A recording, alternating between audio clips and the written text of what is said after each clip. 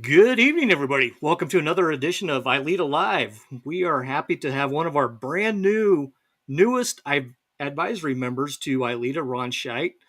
And along with Ron, we have Joe Willis, our co host, and a new co host filling in for Todd Fletcher is Jason Durr from way up there in Canada. He's in a hotel room up there, and we had a little technical issues, but we are powering through those and everything looks good to go. So we are excited to have a conversation with Ron tonight.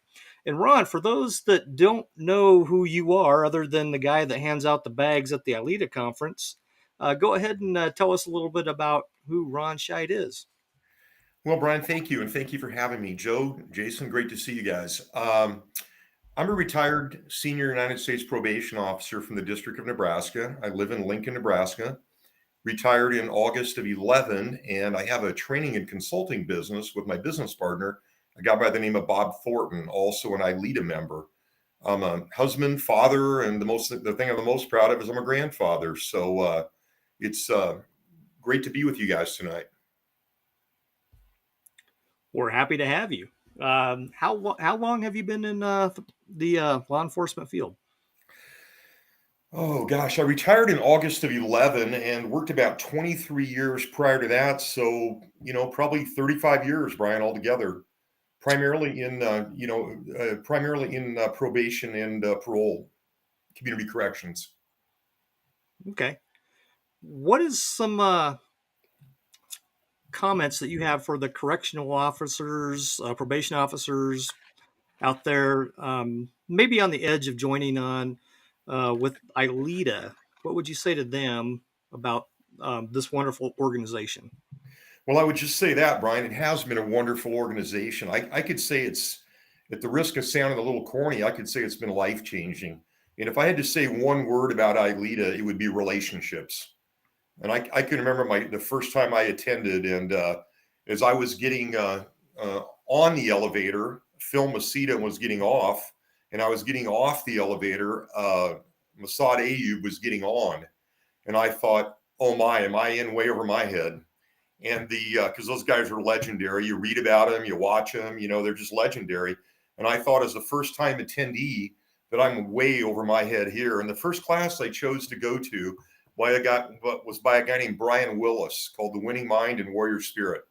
And that was really, Brian was life changing. You know how Brian is. He's never met a stranger. And after that first class, I went up and talked to him. And each year he would see me and just include me more and more until ultimately he and I did a book together. Brian and I are very close friends. He stayed at our house numerous times. And I think the number one thing is relationships. But as you said, Brian, as a new member of the advisory committee, one of the things that I've been charged with is try to improve and increase attendance at the conference and membership in the organization with community corrections, probation, parole, corrections officers. And I think sometimes that, I know I was at least a little bit hesitant, because it does seem, a little bit law enforcement heavy. But really, the trend with probation and parole is they are basically quasi law enforcement, and so's corrections. You could say, well, how's corrections? Well, they are the police officers in the cities, the jails, and the prisons that they patrol, and they provide security for. So I think it's something that I would really like to see the organization do, and I want to spearhead that. And I'm going to ask everybody that's listening, and I'm going to put out an email to all the members and all of my students and friends, that it's kind of like each one reach one. If all of our members that attend could bring one other person, a probation officer, parole officer, corrections officer, just one other new person, it would be a great experience for them, and it would really improve our outreach to them. I think it's a very untapped resource that we would like to do a better job of. Hey, so one of the things, Ron, that I've heard talked about quite often is with ILEETA that those that do come from the corrections field are kind of in a place where they'll go to a patrol-centric law enforcement class, right? When we're talking everything from tactics to active shooter to just pick a topic, and then do their best to take it back and adapt it to what they've learned. If you had your way in a perfect world, what sort of adjustments would you see? What sort of course listings would you be looking for? Well, Joe, it's a great question, and I totally agree with you. Even myself, over the years, I have had to kind of pick and choose what I attended.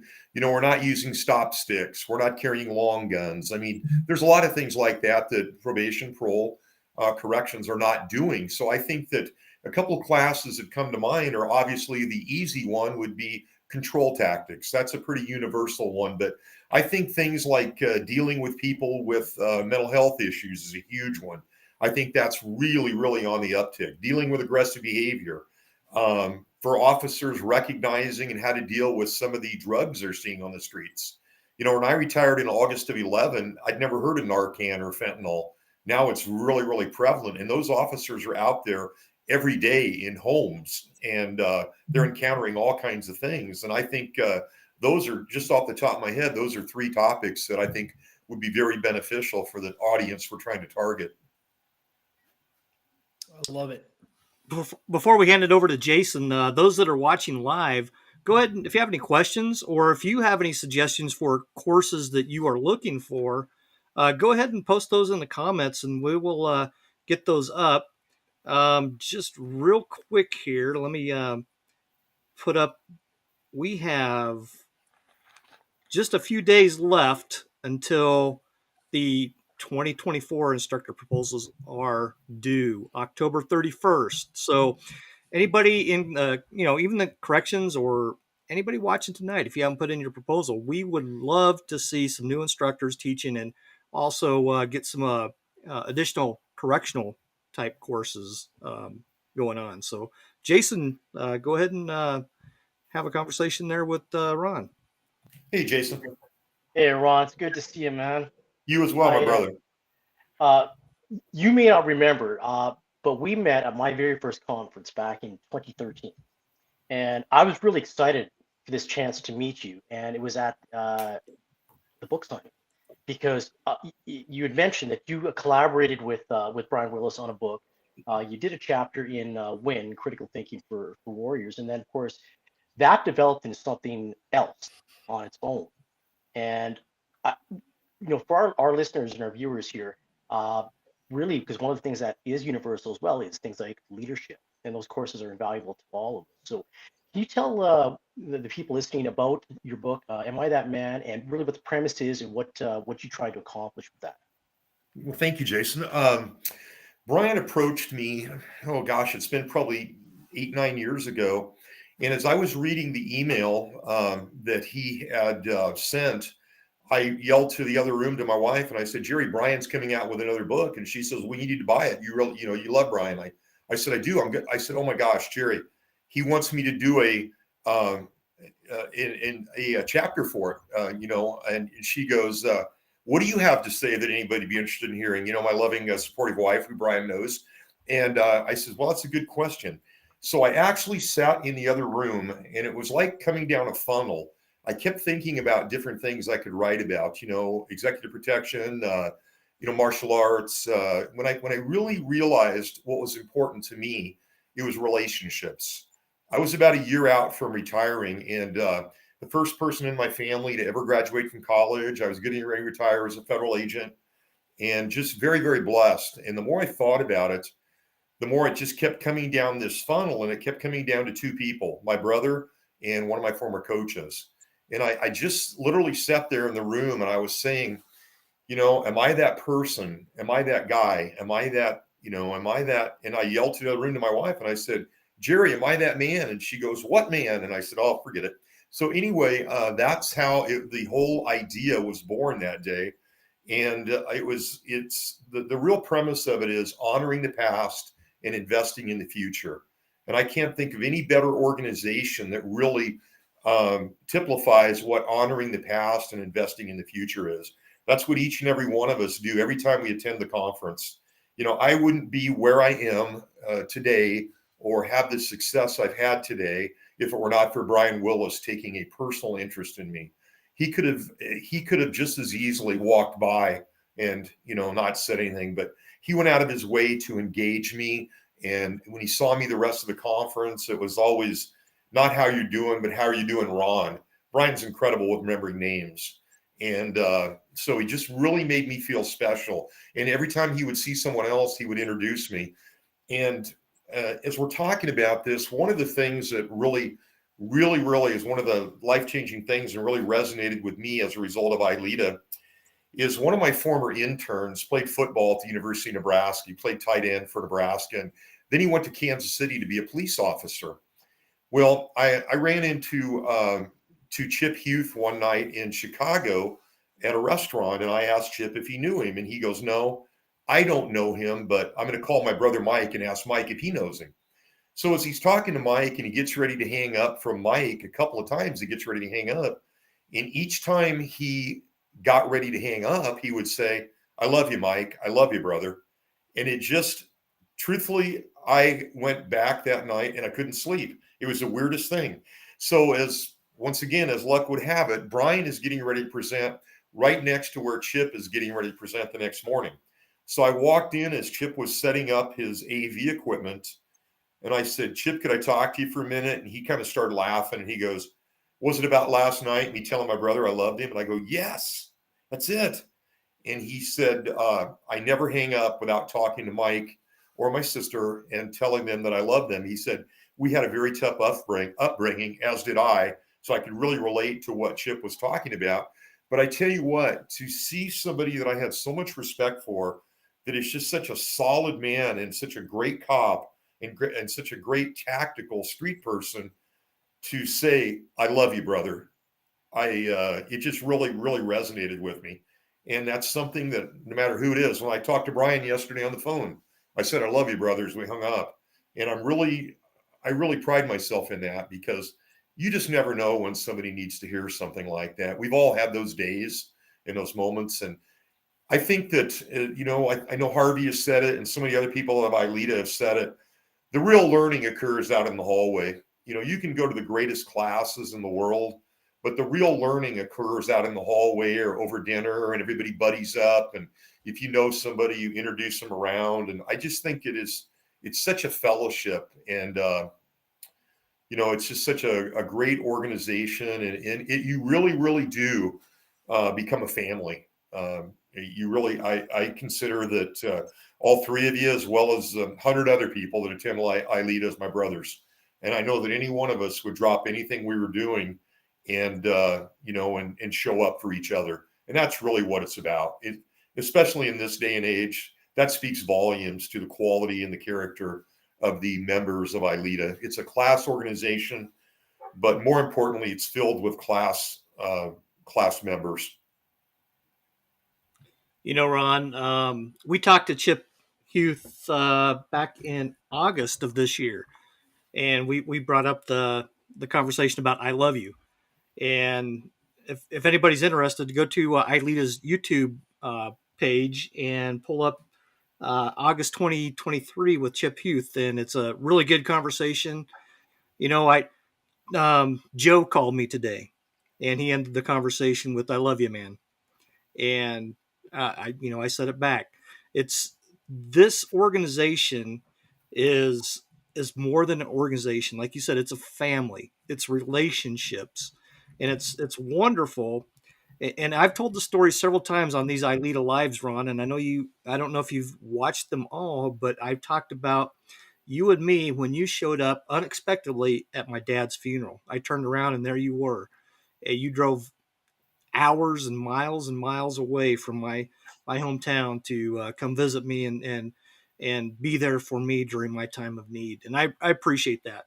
But that speaks volumes. The relationships we build in this organization is beyond just family, and I can't explain it, but it is awesome. So um, those that are on the fence and have not joined ILEETA, this is more than a organization; it's a family. Jason, anything else? Yeah, let me ask you another question. We'll go back to the conference for a second. somebody put in a comment there that almost everything we do is scalable, and I think the idea that was that what's happening on the policing side of ILEETA can apply to corrections, community corrections as well. Um, but that goes also the other direction. So I mean, I started off my career as a jail guy, and so for those jail deputies or those corrections officers that are looking to get more involved, they maybe already got in with membership, and they want to maybe make a proposal. Like, what kinds of things have you talked about from that perspective, or that you suggest others from a corrections perspective could bring in as a presentation that people would be interested Well, I think once again, we to beat a dead horse here. There's always the control tactics aspect, but I sometimes think that's maybe overdone. A knee strike's a knee strike. But I do think that a lot of things that are applicable to traditional law enforcement out on the streets is also is also relevant to the officers in the institutions and the probation and parole officers. I think dealing with aggressive behavior, dealing with angry people, dealing with people that have mental health issues, a lot of those things are very applicable no matter where you work. I oftentimes tell my students, my primary students are probation, parole, community corrections officers. We do some law enforcement, some traditional corrections, but it's primarily community corrections. And I said, if you were to talk to a police officer in Lincoln, Nebraska, where I live, and you were to talk to a police officer in Los Angeles, California, they're basically speaking the same language. It's a brotherhood, sisterhood. They're basically speaking the same language. But if you talk to a probation officer in one town or one county, and you talk to a probation officer in the neighboring county, it's usually dramatically different. I just did a class out in Ohio, and the host county, they did not carry anything in the way of safety equipment. No OC, firearms, cuffs, nothing. And the neighboring county that had also attended my course, they carried firearms and OC and handcuffs. So community corrections is a very interesting phenomenon that I often say we're not really sure what we want to be yet. It kind of wavers between law enforcement and social work. And I think your best community corrections officers do adjust on that continuum, not only case by case basis, but contact by contact basis. You may see somebody on Monday and you have to come down real heavy handed on them, but by Friday, it's more of a treatment issue or more of a family issue. So the people that are probation officers, community corrections officers, they really wear a lot of hats, as do the officers in the institutions. One of the things that I really want to work on with this agency is police probation partnerships. And that is historically over the years, there's been a lot of nightlight, ceasefire, a lot of those acronyms. And what it basically amounts to is one or two police officers or one or two probation officers would ride with one or two police officers. And they're out seeing the probation or parole officer's caseload that night, just with having the law enforcement there to experience it and back it up. I think that those police probation partnerships would be so beneficial because right now we have such a resource shortage. And historically, the resource shortage has always been financial. But I think if you ask anybody right now, it's not really the financial as much as it is the physical bodies. And if you have a town that has, let's say 10 police officers and 3 probation officers done correctly, now you have 13 of each. So I think that if we would increase those partnerships, it'd be very beneficial for each. And I think that would be a great class at ILEETA, police probation partnerships, what the benefit is there. And, police officers oftentimes historically and oftentimes rightfully so have been a little leery of probation because they just not quite sure what it all entails. But I think given the opportunity that you would see a lot of benefit there with working together because you're basically doing a lot of the same or similar jobs. And I think that we could really double up on the resources. Yeah, without a doubt. And I think, this is one of the things that as we look at the co-responder concept and where this harmony between what is social work, what is law enforcement. At the end of the day, it's humans that we're dealing with. I don't know if you guys got a chance to watch Simon Sinek's speech for IACP. Brian Willis posted it on LinkedIn, and I shared it. And one of the things he talked about in there is at the end of the day, it doesn't matter if you're leading people in a police station, it's humans you're leading. If you're leading people in a business, it's humans you're leading. And it is humans that we are all interacting with inevitably. And so some of the other crossovers, and you certainly, spend quite a bit of time in this space as well as in that leader development stuff. What are you seeing as far as, as you look across the spectrum in the leadership development that may be unique to that population, the community corrections population? Well, I think, Joe, to answer your question, the uniqueness always with community corrections falls into they're wearing so many hats, because you can have one appointment where you're basically operating as a police officer or quasi law enforcement. In the next appointment, you're appearing in court. In the next hour, you're counseling someone. So I think that you really have to be good at a variety of different skills to do what community corrections officers do.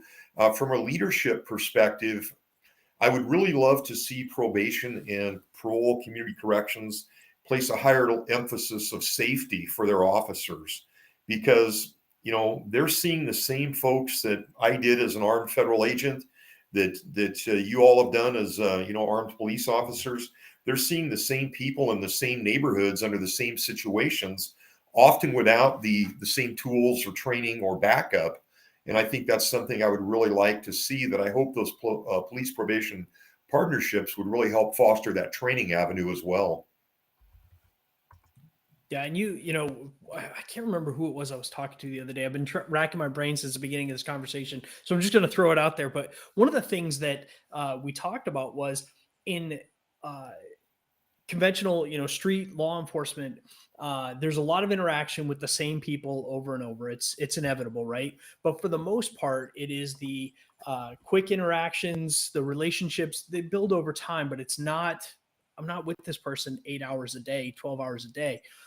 From the corrections side, inside a facility, it is the 12 hours a day, 10 hours a day, whatever the shift is. You're with these same people, and there's a lot of ethical challenges that corrections officers face that the street law enforcement may not face in the same way. There are communications challenges, long-term relationship factors that are different. And so I'm curious, from your perspective, what could we be seeing as far as unique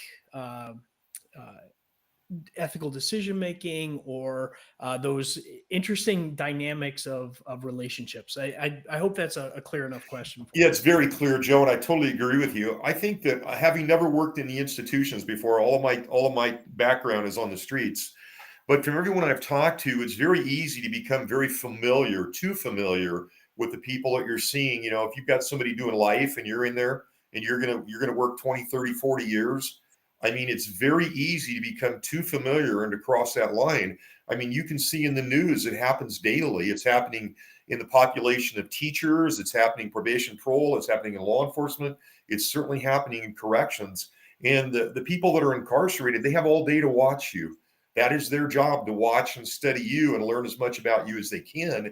And you're doing 100 other things, but they're focusing on you, and they're looking for that one weak spot. You bring in chocolate chip cookies that day from home, and somebody says, man, I haven't had a homemade chocolate chip cookie for years. Well, we're all human beings, but we really, really have to guard against crossing that line, because once you verily step over that line, they're going to drag you the rest of the way over that line. It's just, it's inevitable. Another thing with community corrections and corrections, we see people so frequently that it's very easy to become complacent and let your guard down and not realize what this person has done.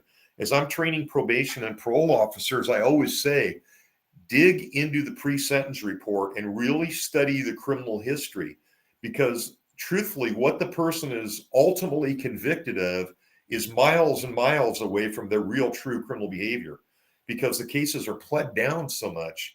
So I really encourage correctional officers, probation parole officers to delve into that criminal history, because it might be convicted of disturbing the peace, but it's really shooting a gun off. Another thing you really want to be aware of is every time there's any law enforcement contact, whether or not there's a foot pursuit, there's a vehicle pursuit. And if there is a foot pursuit or a vehicle pursuit, there's a firearm found in close proximity to where this person is finally taken into custody. These are all things we really, really need to look at. Police officers have a natural, thank God, heightened sense of awareness when they're making a stop, when they're coming up on someone, because you just don't know. Probation officers, parole officers, correctional officers have a tendency to drop their guard because they've seen this person so many times in different situations and nothing has ever went wrong. It never goes wrong until the first time. And that's one of the things we have to stress is complacency kills, as you know, back to the below 100 complacency kills.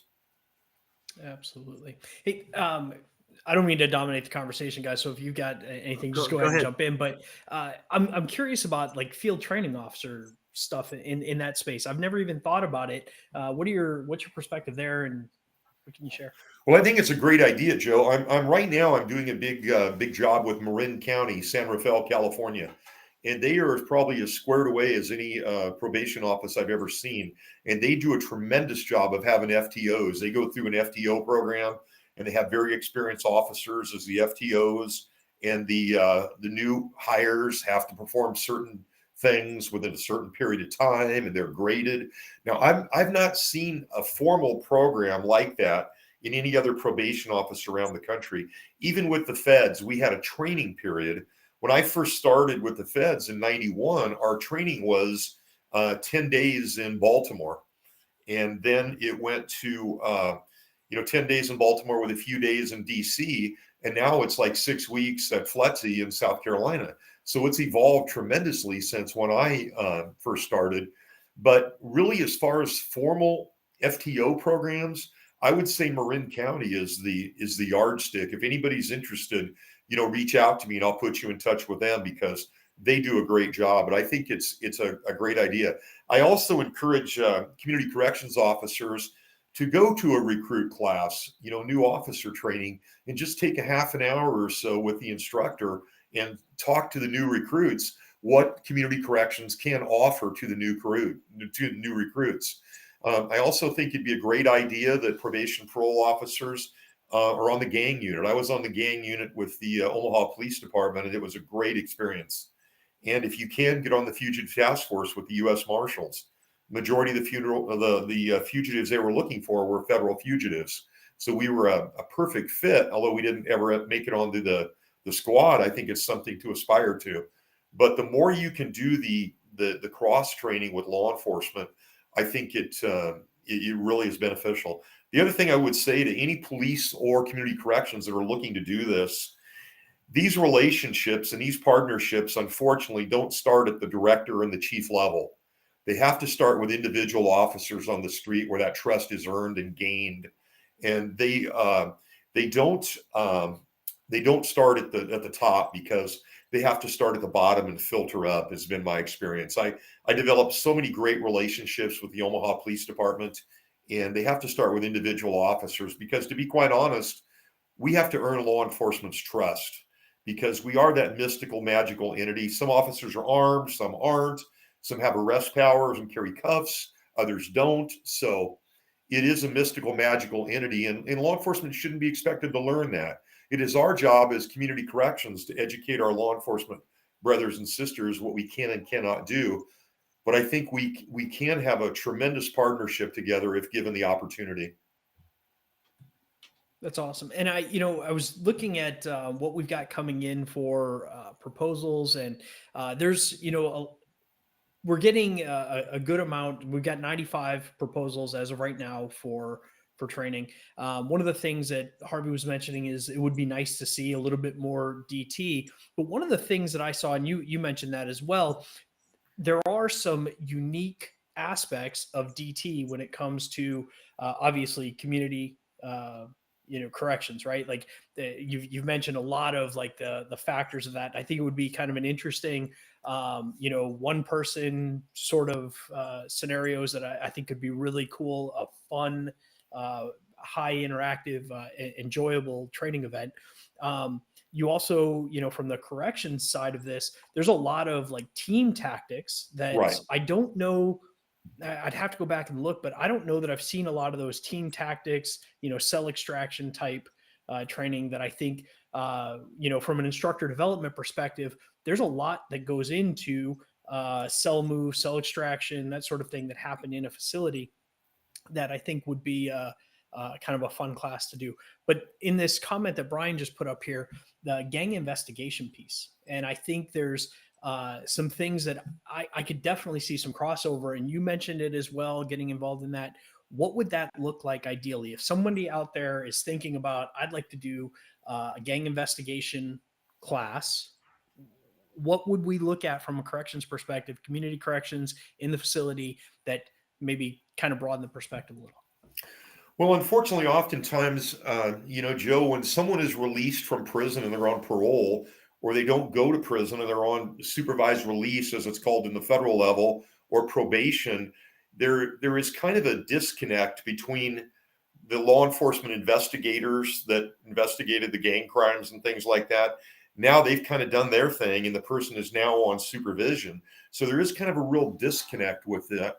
I would like to see some of the people that are listening tonight, and I'm going to put out a pretty extensive Facebook post and really encourage all of the police officers that are listening to reach out to your probation, parole, and correctional officers in your communities and really try to encourage them to come and try to encourage them to submit a proposal. If they're interested in submitting a proposal, I'm more than happy to help them write that or help them structure it towards what I think what we could really use. They could certainly use me as a resource in doing that. I would like to see, could I do it? Yeah, but I would really like to see some new blood, and it is their first opportunity to not only attend but teach, and that's a kind of a scary thought. I know the first Brian Willis, of all people, of course, encouraged me to teach, and I did a 2 or 3 courses over the years on the I That Man book and philosophy.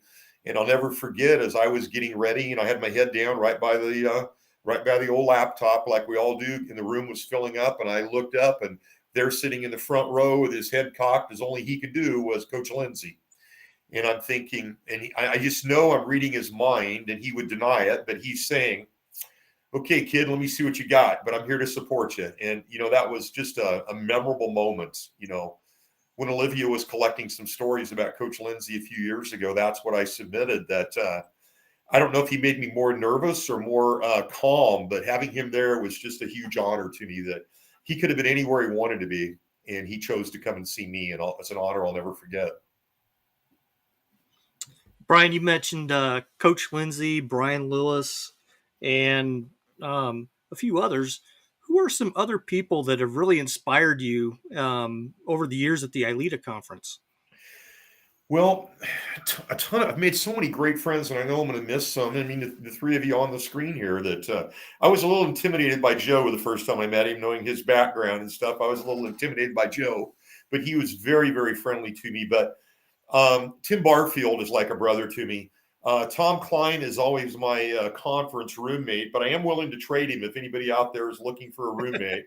I am willing to trade Tom, but Tim Barfield is a brother to me. He's not just an ILEETA brother, but he's a brother in Christ. He's always there at the other end of the phone when I need to speak to anyone. And there's been so many people. I would say Ron Martinelli and I go back probably 35 years, but it wasn't through ILEETA. And my business partner and really my mentor, Bob Thornton, has been a huge, huge influence on me.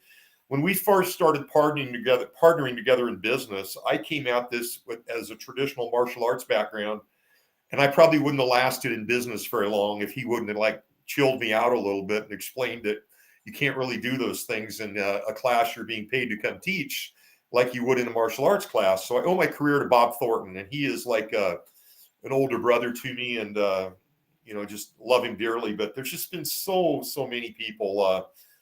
Chuck Humes over the year. Kevin Davis is just a close friend. Joe Ferrara. I mean, just you could go on and on and on. Ray Merlin, Ray Cordell. I love working with Ray Cordell. We hand out shirts and bags really well together. We're a good team. So it's always great to see he and his wife, Kathy. But, I know I'm missing probably 100 people. For every one I say, there's probably 100 others, but I really just encourage people to come and experience it. And I just want you to come and have it affect your life the way it has mine. And that's just give it a try once. And if you don't think so, we'll discuss it. But I really just want to encourage people to come and, from all walks of life. We're all brothers and sisters in this, and we all want to get home at the end of each and every night. And like I always say when I teach my classes, the one thing, regardless of if you forget something I've talked about during the week, the one thing I always want you to remember, if you don't get home at the end of each and every night, someone's life will never be the same. I believe we'll be in a better place, but I believe that someone's life will never be the same if we don't get home at the end of each and every night. So in spite of what your job is, in spite of what your title is, we're all instructors. We're all learning. When you stop being the master, when you stop being the student, you stop being the master. And we're all learning. So I'd love to see that. We had to move to this huge football-sized venue because we had so many people. So love to see y'all there. That would be So, cool. Go ahead, Jason. Yeah, sorry, Joey. This is it's kind of a weird time of year. We're in like conference no man's land, right? We're basically 6 months removed from the last one, and we're halfway to the next one. And so one of the things I like to do is as I obviously look forward to the next one already, is take that moment, reflect on one or two of my real good takeaways from the previous conference, and then psych myself up and say, what am I looking forward to for the next one? So, I don't want to put you on the spot, but do you have some memories from the conference this year, the 23 conference, and then something that you're really looking forward to for 2024? It all comes back to, Jason, I'd love to say that I learned this, double secret ninja trick, but the reality of it is it all comes back to people. To me, it all comes back to relationships. Because the old saying, people don't care what you know until they know that you care. And I think that's never been truer than ILEETA, because you have so many people there that care. I remember one of the highlights last year for me, and I'm going to risk embarrassing him, but Fletch Fuller, who is a tough guy. And he and I were standing in the hallway, and people probably thought we were talking about guns or choking somebody out or knives or cool tactics. We were talking about our grandkids. Fletch had just had a week-old grandchild, and I was standing there telling him about the joy that my two have brought to me, and how your life will never be the same, and how when they reach up with their little hand and grab your finger, nothing else matters other than that. And I think I might have saw a little tear in that tough guy's eye, and that was a huge memory for me. But those are the things I remember after everything else. It's just how's Simone doing? How's Fletch's grandchild doing? How's Joe's relatives doing? And following you on Facebook and stuff, Jason. That's what's huge to me. It's the family. It really is. Well, and I can appreciate that answer. I really can. And for those that have never actually had a chance to attend the conference, the reality is the vast majority of our members never really attend the conference. It is a real treat to experience, and I'll tell you, once you go, I'm sure everybody here will agree, you are hooked. We make that pilgrimage every year, and we make that effort to make it there every year because of the people and the relationships we've built over those years. I would totally agree, Jason. One of the things that I was really impressed with, I'm a former college basketball coach, and I had a chance to work for Coach Knight, Bobby Knight at the University of Indiana one summer, Larry Brown at Kansas, Bill Frieder at Michigan. So at 5-star basketball camp in Pittsburgh. So I've met and coached with and some of the legends in the game. And, sometimes, they're very approachable and sometimes they're not. I have never walked up to someone at ILEETA, and ILEETA has big names too. I mean, you can go around the horn, and there's some big names, well-known people at ILEETA, but no one is ever too big or too well-known or too important to stop and talk to you and give you advice, give you a business card, say, reach out if I can help you. Here's my material. Tell me what I can do to help you. That's the thing that just really resonates with me, is no matter how well known or how successful someone is there, they're never too busy and too big to help someone else. And that is what Brian and I's book, is all about. honoring the past and investing in the future. I think that's ILEETA. I think that's ILEETA to a T, honoring the past and investing in the future. There's Ed and Harvey and, all of the people that came before, but there's also young up and comers that are going to take the reins. And it's just really, really cool to see from somebody that's saw both sides of it. So yeah, it's all about it. Yeah. Brian, ask me something. Well, Ron, Here goes. you were in law enforcement back during the Pony Express days. Right. My first case was a stagecoach robbery in the Northwest Territory. It was a tough case. We tracked him for about 8 days until we finally made an arrest. Well, what I'm getting at is over the years, what are some changes, good or bad, that you have seen in your field in probation corrections? I think one of the things that I've talked about a little bit tonight is the identity crisis. I think when you're a police officer, you pretty much know your duties and the expectations of your department, the chief, the community. Maybe that's a little fuzzier now than it ever has been in our history, but I think oftentimes in community corrections, we're really not sure, where we fit in the whole grand scheme of things. I think that's one of the biggest obstacles that faces community corrections. I also say, all the time, I was hired in 1991. I was one of 220 applicants for the job. And, obviously they hired the right person. But nowadays, they're so much more skilled and brighter than we were. I wouldn't even get an interview nowadays, with their computer skills or second language or, just research skills and things like that. I wouldn't even get an interview nowadays. I'd be an old dinosaur. So I think it's changed dramatically from case planning to case monitoring and we want to see it continue to. We want to see it continue to change with the advent of police probation partnerships, because that is true. 1901, not 91. Couldn't resist, Ron. Couldn't resist. That's the other thing good about ILEETA is we can laugh and joke with each other. And like you said, nobody's better than anybody else. We're all peers. It's a peer-to-peer organization, and that's what makes us so successful. Joe, what questions do you have left for Ron?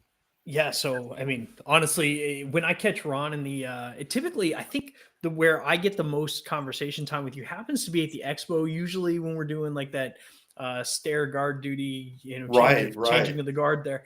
But I really I look forward to that. And the other thing that I know I have arrived at ILEETA. I make that swing through the command post, say hi to Harvey and Ben and everybody in there, or Roger rather. And when I make that turn and I come in to pick up the bags, there you go, Joe. I get that, like, I'm telling, it is one of the biggest like welcome moments for me to see your smile and how just it lifts me, and I look forward to that. One of the things that I really, I actually just lost my train of thought there on where I was going, because I had a legit question in there as well. So let's just bask in your presence for just another half second while I think of what it was I was going to say.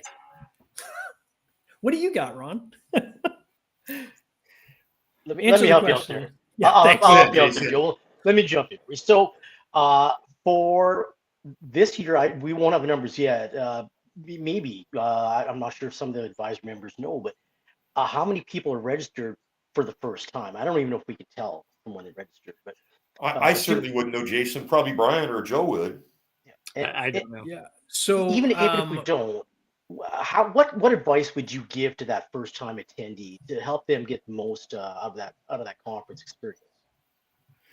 I think like Brian Willis is probably the great the great person about getting to know someone.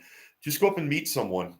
If you're when you're attending a class, go sit by someone. Don't sit off by yourself, and don't be afraid to go up and talk to the instructor. I mean, people are just great. They're so welcoming, and don't be intimidated. I don't know where I'd be today if I hadn't gotten up the courage and went up and talked to Brian Willis. To say that it was life changing is not an an overestimate of it. Brian has been very huge in my life. He's been very huge in my instructor career. Very huge in getting me connected at ILEETA and with other people. And if I wouldn't have had the courage that day to go up and just strike up that conversation with him, and he took it from there. But people are so welcoming and so friendly, and just meeting new people. It's just great to see people, going to lunch together, going to dinner together, hanging out together. It's a great experience. It really is. I can't stress it enough. Yeah, and so one of the things that was different about last year, speaking of new instructors, one of the things that Harvey did differently last year was he did a day with just the new instructors, and I found that to be one of the most beneficial things. We could all just kind of swoop in and spend time with the new instructors. It was refreshing to see some new faces, and I think so that having new instructors present is a big piece. To see first timers registering and just coming to the conference, Jason, you were actually a part of it in setting it up, but the newcomers night that Jason, drawing a blank on his last name, Dunn, is it? Yes. That you guys put together last year. What a phenomenal event! Just kind of a way to welcome new folks, and the presentation that we had Z put to a little bit of his twist on, just a lot of good stuff there as well. That was a tremendous event. We've done a lot to talk about new folks coming and what's the return for us is charging the battery and that sort of thing. One of the things I'd like to talk about just briefly is what's in it for the agency when they come back. From your perspective, Ron, when they come back, why is a senior leader in an agency, if I've only got so much of my training budget, am I going to send somebody to this conference? Because all we've talked about so far is how they're going to recharge their battery and connect. Right. And it's about relationships. Return on investment here. Well, I think that it goes without saying, Joe, that this is the premier training event in law enforcement in the country yearly. And there's no other place that you can go and be exposed to as many different tracks of training, as many different experts from all over the world in their different fields in one location. If you were to take any of these classes individually, it'd be cost prohibitive to do that. And it's not just that, it's the networking, it's the agency that backs you, the organization that backs you. And I think the professionalism and the renewed vigor that a person takes away from this conference is contagious. When they get back to their organization, I think it's contagious that they just really enjoy it. By handing the bags and things out, I get a chance to meet new people as they come through. And it's not unusual for somebody to be coming for 2-3 years and they've got 2 or 3 new people with them because they went back and told them what a great experience it was. And I think that's so true that it's each one reach one. That's why I'm really encouraging tonight for anyone that's listening, reach out tomorrow even to one of your probation officers in your community, your parole officers, to somebody in the corrections. Just reach out and invite them to come to this. And I think that the benefits are just so many. Competence builds confidence and confidence builds competence. And I think ILEETA just reeks of both of those. You can't possibly be interacting with the Brian Willises of the world and not feel more confident or more competent in your field. And he's just one of countless people there that make you feel that way. I mean, you just want to run through a wall literally when it's over because you're just so reinvigorated with it. But at my age, I don't. I still take the door, but young guys like you, maybe the wall. I've run into plenty of walls, I'll tell you that much. But I love what you said there about the little bit of this, little bit of that. And one of the things that we recommend is that when the schedule comes out, sit down with whatever leader is contemplating sending you there, whether the decision's been made or not, and just go through that schedule. What is it, boss, that you want me to take back from this? Look at this, tremendous list of stuff here, and you'll get some guidance from your supervisors, and they'll kind of fill you in a little bit, and then let you pick some things. But like you were saying, Ron, I mean, like the certification courses, like Yeah. you can go to an 8-hour certification course. You can go to an 8-hour armor course, and then the next day get into 4 different workshops of, 2 hours each, and spend that time. What we haven't talked about yet, and I'd love to get your perspective on it, is what's the so what of the expo? Is that a training event from your perspective? And if it is, how does it contribute to trainer professional development? Oh, I think it's an absolute great event because everyone has a chance to network there. You not only network with each other as you're walking around and you say, hey, where'd you get that cap at? Oh, it's over there 2 aisles over. You're meeting new people, you're networking, but you're also meeting the vendors. And it just adds a real level of professionalism to it. Because if you're a trainer, ultimately, you're going to need mats, you're going to need training guns, you're going to need something. And you have somebody that you can just reach out to. They're no longer just a blind call. There's actually a face and a name on the other end of that phone. And I think the expo is extremely popular with everyone. I mean, who doesn't like getting things? And I think that's one of the things that is, so popular because we all have to take things back to friends, family, coworkers, co-trainers. And that's one of the hits too with the things that aren't stuffed in the bags that we have extras of, we sell. And that's a very, very popular thing when people will come by and buy extra shirts or things and take them back. So I think the whole combination of the expo is a really, really popular thing. And the dinner last year was incredible. Everybody just raved about that. That was a great experience as well. I really encourage people when you're going to sit down in a class or you're going to go sit down at dinner, sit by somebody you don't even know and make that new connection. It's amazing the connections that you can make and you don't even know. I mean, Randy Sutton is one of my very, very close friends. Randy's very well known retired out of Vegas. And Jack Holben is really one of my close friends. Jack and I train together at times and just incredible people that you just have to make that initial, hi, how you doing? I'm Ron Scheidt. And the rest is history, really. It's lifelong friendships and lifelong family members. True story. All right, go ahead, Brian. Oh, we got about 5 minutes left, and just want to go around the horn. Want to be mindful of everybody's time here. Joe, did you have something you wanted to add? Oh no, just the expo piece. I was gonna kind of make another comment there.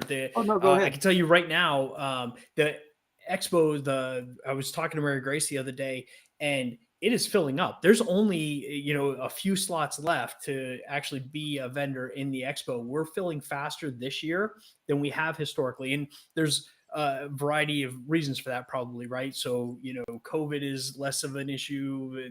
Budgets, I don't know what it is, but they're filling faster, and it's pretty exciting to see some of the vendors that are coming on because they are part of the training. There is so few chances to engage with one-on-one. I'm a trainer and I want to know about this thing and give feedback on this thing that we've been using and how it's being implemented in our agency. And so I was going to ask, is there anything from the community corrections and the facilities perspective that maybe we should be looking at that's applicable across the board, but from the vendor perspective? Any thoughts on that? I really don't right off of the top of my head. Joe, handcuffs are handcuffs, safety. And that's, one of the things that one of the real big crossovers with traditional law enforcement and community corrections is safety. That is one of the connects we have. So I think we continue with that product. And I just can't think of anything off the top of my head that would be unique to corrections. Maybe in computer data, software and those kind of things, but I'm very far removed from all that. My focus is just basically on street work and safety. Awesome. I thought you were really good with computers, Ron. That would be a huge no, Brian, as you saw yesterday. Jason, any final questions, comments for Ron before we close out the night? I could pick Ron's brain all night long, but you're right. I want to be mindful of everybody else's time. I'm seeing some comments where we're getting close to the end. We did start late, and that's my fault. I apologize, folks. Technical issues on my end. Uh, but Ron, I just the one question. Then, are you going to have some copies of the book around if I can get a couple copies and then maybe get some signatures for some special people back in the HD back home that could make use of that? Consider it done, Can I have brother. those? All right. You consider it done. Thank you. And for those that don't know, the book is "Am I That Man?" and I believe it's still available on Amazon. Am I right, Ron? I think it is, Brian. I think it is. Or if not, I could probably lay my hands on a couple of copies in my garage. I've And seen your my garage. my goal is to try to get enough sold that I can pull my other car in the garage by this winter. So you've heard it here, first time, folks. Ron has a ton of "Am I That Man" books. So if you're in need of one, um, just reach out to any of us, and we can get you in touch with Ron, and we'll get you a book. Joe, any final comments, questions for Ron? No, thank you so much. You've answered so many questions for me tonight. I don't want to take us over by too much, but Ron, it is truly something I look forward to each year, spending just those brief couple of moments with you. And you mentioned your friend Randy Sutton. We had a question for him at one point, and this is the kind of environment that ILEETA is, right?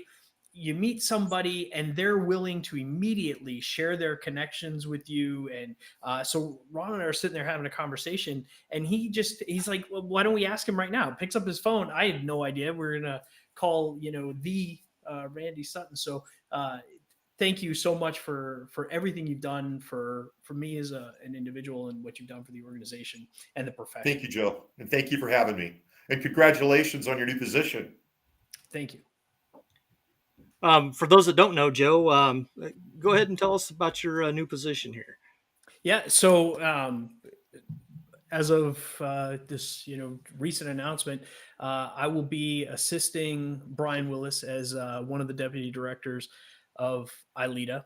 Truly honored to have this opportunity to serve the membership in this way, and to serve the board in this way. And we had this conversation recently with Harvey and Ray. Ray's going to be stepping in the continuity for Harvey, Ray Merlin, taking over as the director position. And as we're having the conversation, folks asked, what's the big change? What can we look forward to? And I'll tell you, one of the things I'm most excited about is maintaining this organization as it is. And it is, truly an honor to serve in this way. So I'm just looking forward to it, and I'm available for any questions you have. Well, welcome, and congratulations, Joe. Thank you. Before I turn it over to Ron for his final thoughts, comments, I just want to give a couple of my thoughts. We have 147 days until the next ILEETA conference in 2024. And if you have not got your instructor proposal ready or done or submitted, you have some time to do that. October 31st is the deadline. I'm one of those procrastinators and will be probably submitting mine at the very last minute. I know there's some others that are just like me. So let's get those in. We would love to see some brand new trainers and instructors teaching at the conference. So if you have any questions, have some maybe intimidated a little bit, reach out to any of us. We will help you write the proposal that will get you in front of the class at the ILEETA conference. We want to hear from you. Finally, before I turn it over, the ILEETA journal deadline, December 10th. So if you want to write, become a published author in an international publication, reach out to myself, Carrie Avery, Tom Dvorak, or Kim Schlau, and we will get you published. So if you have questions on how to write, what to write, we're here to help. We're here to get you published. So we have a great publication. Also, if you write for that publication, you get a free dinner at the conference. So a great dinner and some awesome conversation. So without further ado, Ron, I want to give you the final word. What are some words of wisdom from that man over there Well, I'm going to go with what I've said tonight. Honor the past and invest in the future. No better way to do that than, first and foremost, you have to invest in yourself. There's no greater opportunity to invest in yourself and the safety that you can get home to those loved ones each and every night. Because, like I think we all agree, if you don't get home at the end of each and every night, someone's life will never be the same. Invest in yourself first and foremost.